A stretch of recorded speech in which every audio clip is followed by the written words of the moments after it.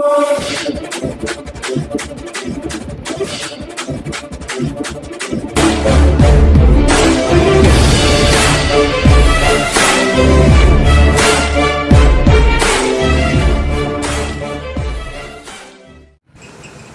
Para Hindustan news channel में आपका हार्दिक स्वागत है। खबर रोहतक से 1983 पीटीआई टीचरों की बर्खास्तगी के बाद अब स्वास्थ्य विभाग में कॉन्ट्रैक्ट बेस के 11,000 कर्मी नौकरी से होंगे बर्खास्त। सरकार ने स्वास्थ्य विभाग के कोरोना योद्धाओं को नौकरी से निकालने का जारी किया फरमान। स्वास्थ्य विभाग के कर्मियों के 30 सितंबर को खत्म हो रहे कॉन्ट्रैक्ट को सरकार ने बढ़ाने से किया इनकार। कॉन्ट्रैक्ट को तुरंत प्रभाव से बिना शर्त बढ़ाने विभाग को पेरोल पर रहने की सर्व कर्मचारी संघ की मांग। सुभाष लांबा ने दी चेतावनी।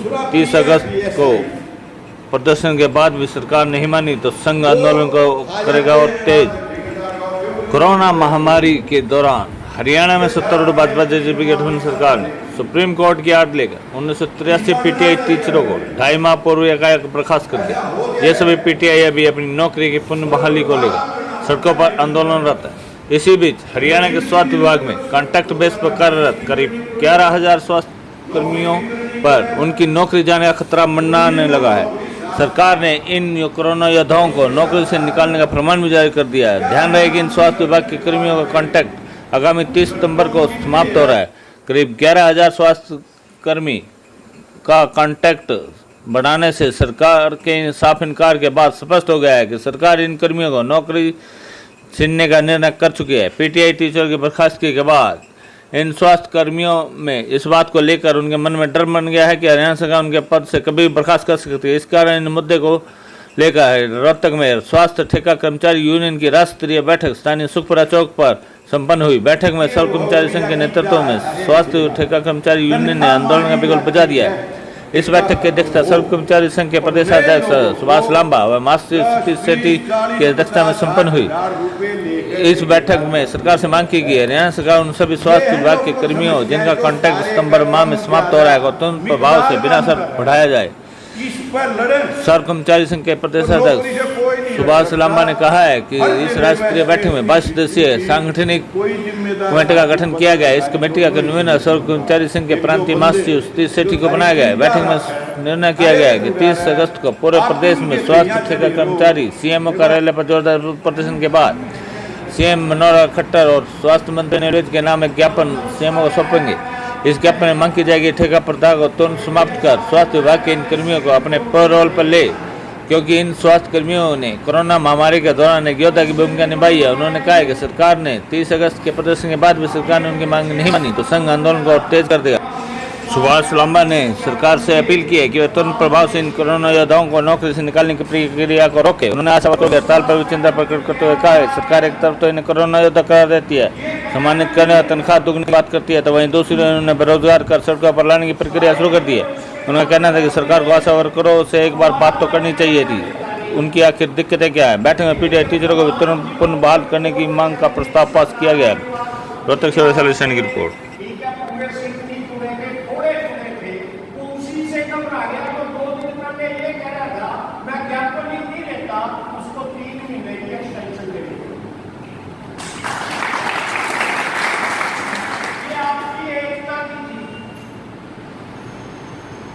और अगला मंत्र भी आपको दिया है कि अपनी सांगठनिक स्थिति पे रखें अपना सुझाव। कोई तो राय नहीं, मैं पहले भी रख चुका। मांग आपकी है, चाहे वो पीएम की है चाहे ठेकेदार को बाहर करने, पेरोल पे लेने की मांग आपकी। लागू भी आपने करवाना है, लागू भी आपके ऊपर होगी, संघर्ष भी आपका होगा। जी सुभाष लांबा, प्रदेश अध्यक्ष सर्व कर्मचारी संघ हरियाणा। जी, आज किस विषय में मीटिंग कर रहे हैं? आज ये मीटिंग स्वास्थ्य विभाग में जो ठेका कर्मचारी हैं उनकी जो हमारी यूनियन है उनकी ये राज्य स्तरीय की मीटिंग है जी।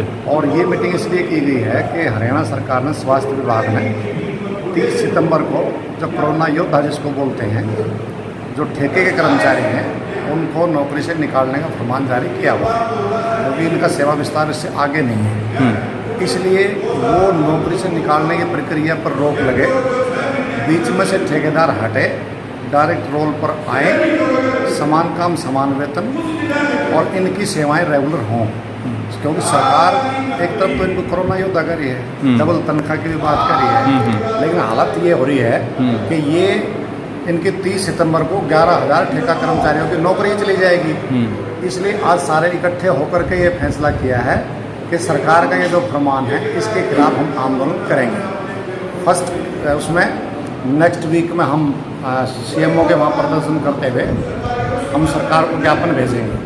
उसके बाद में कोई तारीख तय की है इस बार? अभी तारीख अभी फाइनल होगी। अच्छा। उसके बाद में डीसी के मार्फत से हम ज्ञापन देंगे, प्रदर्शन करेंगे और माननीय मुख्यमंत्री जी को ज्ञापन देंगे। इसके बाद भी अगर सरकार 30 सितंबर को इसको नौकरी से निकालने का जो आदेश है उसको विड्रा नहीं करती है तो निश्चित तौर से हेल्थ के जो 11,000 कर्मचारी हैं वो भी हड़ताल पर चले जा सकते हैं।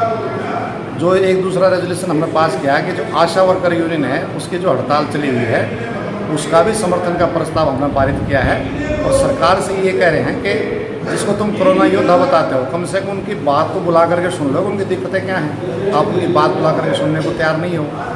तो तीसरा प्रस्ताव ये भी पास किया कि जो पीटीआई हमारे लगातार आंदोलन कर रहे हैं, कल जेल भरो आंदोलन भी था, उनकी सेवाएं भी सरकार बहाल करे, उसको लंबा करके आंदोलन को पीटने के बजाय उनका कोई समाधान सरकार निकाले। ये सरकार का काम है, क्या निकालेगी क्या नहीं निकालेगी।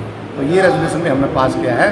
तो मोटे तौर से ये जो 11,000 हमारे हेल्थ के जो ठेका कर्मचारी हैं उनकी सेवाएं निरंतरता में जारी रहें, ठेकेदार हटे और इनको समान काम समान वेतन मिले, इस मांग को लेकर के आज ही मीटिंग का आयोजन किया गया है। देखिए सरकार निजीकरण पर तुली हुई है, कर्मचारी को हटाया जा रहा है, पीटीआई पहले हटा दिए गए, आगे स्वास्थ्य कर्मियों के नौकरियों पर खतरा मंडरा रहा है।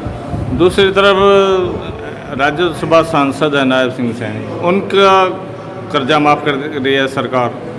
तो ऐसा क्या है कि वो सरकार एक तरफ तो बेरोजगार कर रही है लोगों को, दूसरी तरफ कर्जे दूसरों के माफ़ कर रही है अपने सरकार के बंदों के। इन सरकारों को गरीबों की, मजदूरों की, किसानों की, कर्मचारियों की चिंता कम है।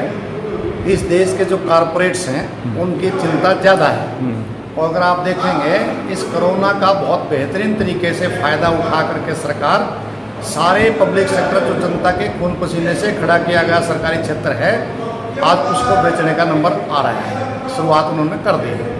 दूसरा आप देखेंगे कि इस कोरोना काल में भी मुकेश अंबानी की जो कंपनी है उसकी जो संपत्ति है वो 2 गुना से भी ज़्यादा बढ़ गई है। तो ये क्या हो रहा है? इसलिए कोरोना की आड़ में श्रम कानून ख़त्म कर रहे हैं, सरकारी महकमों को बेचा जा रहा है, कर्मचारियों की छटनी की जा रही है। तो इसके खिलाफ भी पूरे हम लामबंद होकर के इसका मुकाबला करेंगे।